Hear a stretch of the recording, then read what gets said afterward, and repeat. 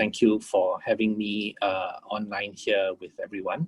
The topic that I'm going to focus on is digital payments. I think various other speakers are going to cover other types of topics, including credit cards, including how the criminals operate. But I'm going to focus on digital payments. And I want to emphasize that the way I would like to approach this issue is to maybe come at this from a perspective of trying to understand something which may be a little bit unfamiliar to us. This whole idea of a digital economy, cashless payments. And I'm going to try to anchor us in a basic concept that we are very sensitive to ideas about security, and there are real world or physical world equivalents to things that we can do and things that we can think about in terms of approaching digital safety, digital security. Okay, so I'm going to start first by introducing the mechanisms for digital payments. I'm then going to move on to an analogy that I would like to use, an analogy with the real world. And then after that, go through some very specific techniques and takeaways that I feel that we can apply. Okay, so without further ado, this slide really sets out different types of digital payments. But I am going to highlight a difference between wallet services and general mobile internet banking services. And the difference is this. A mobile wallet allows you to earmark or transfer money from your actual bank account and literally functions like a wallet.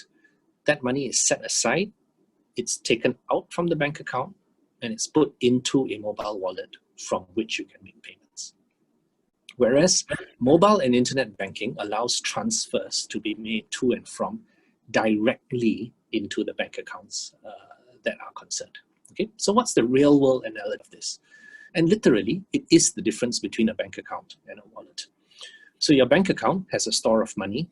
You know that the bank account balance, you can go to the ATM and you can check it.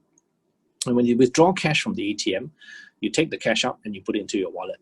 And that is the real world equivalent of what we're talking about here, right? So mobile and internet banking is actually the equivalent of, let's say, going to a bank teller and instructing a telegraphic transfer from a bank teller, whereas a wallet is the equivalent of taking the money out and putting into a wallet and then making the payments as you might want to from there. And the difference is really a user decision, right? Do you prefer the function, the utility, and some of the capabilities of what a wallet can provide, or do you actually prefer to have access direct to your bank account and to make your transfers from there? What you see on the right-hand side of this slide is several different mechanisms, but it is important to recognize what is a wallet and what is a direct access to your bank account. For example, DBS PayLah, that's a wallet. Google Pay is not, Apple Pay is not, right? These are basically mechanisms that allow you to attach a payment channel to your bank account or your credit card and then to make payments from there as the case may be. Okay, so this introduces the different types of digital payments, but they share one thing in common, which is basically the security features that's attached to this.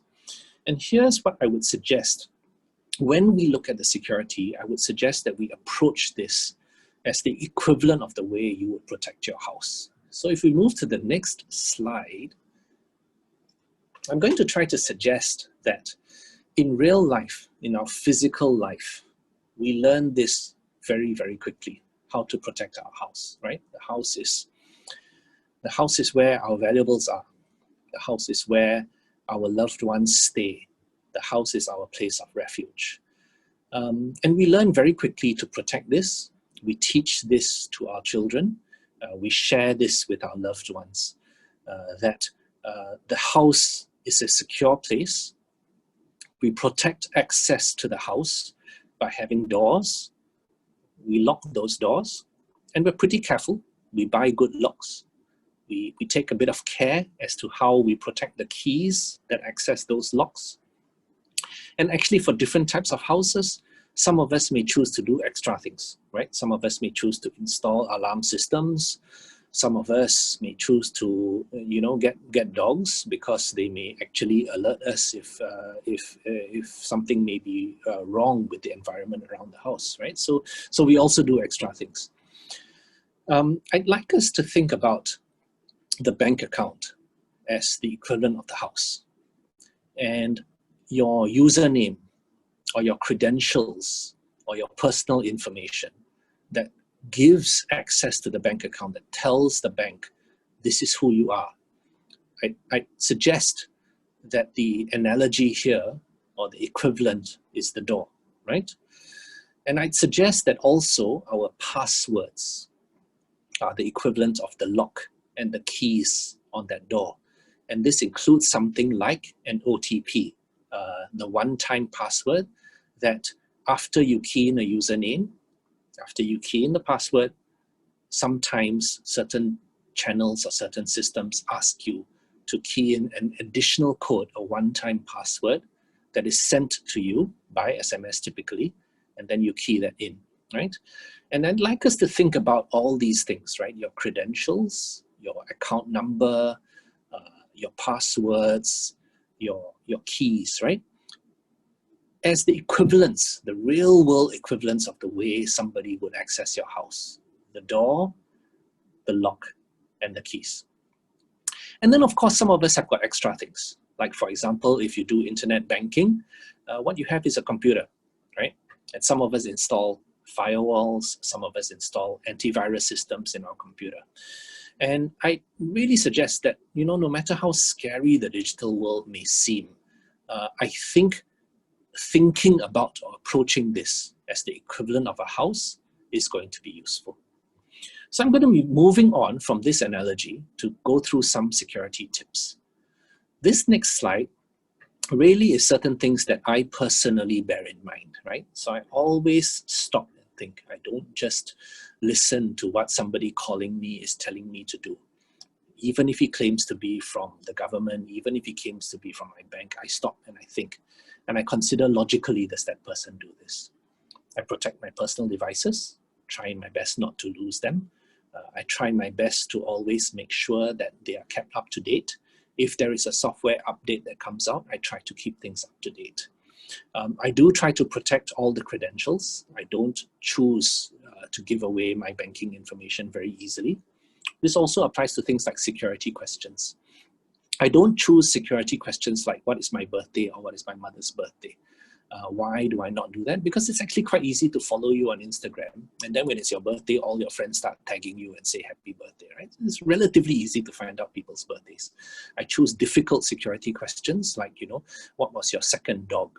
Or which is the first holiday you ever took in your life that you remember, right? Things like that are more difficult for people to figure out.